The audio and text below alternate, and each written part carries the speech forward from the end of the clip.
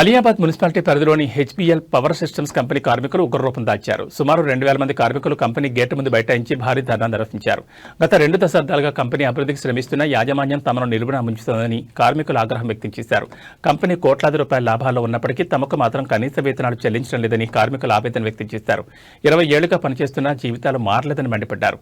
కంపెనీలో దళారుల వ్యవస్థ రాజ్యమేలుతోందని, వారి వల్లే అసలైన కార్మికులకు తీవ్ర అన్యాయం జరుగుతుందని ఆరోపించారు. తక్షణమే ఈ దళారీ వ్యవస్థను రద్దు చేయాలని డిమాండ్ చేశారు.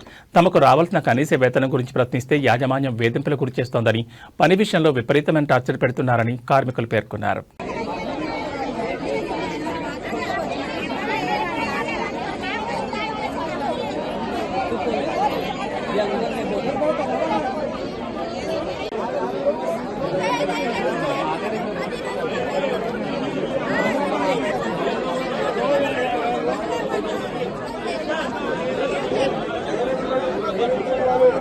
ఏం మాట్లాడినా వీళ్ళు ఎవరు ఇంకా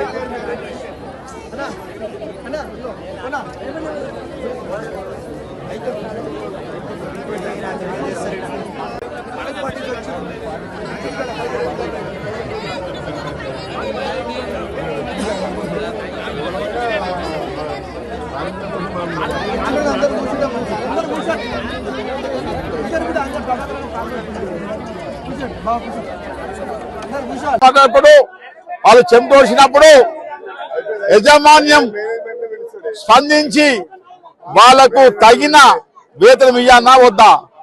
కాబట్టి గతంలో కూడా అంటే రాజకీయాలకు అందరం కూడా బీజేపీ కానీ, బీఆర్ఎస్ కానీ, కాంగ్రెస్ కానీ, సిపిఐ, సిపిఎం అందరం కూడా ఒక గూటి మీదకి వచ్చి ఈ కార్మికులకు న్యాయం చేయాలని చెప్పేసి ఆలోచనతోని ఈ యజమాన్యాన్ని నిలదీస్తా ఉన్నాం.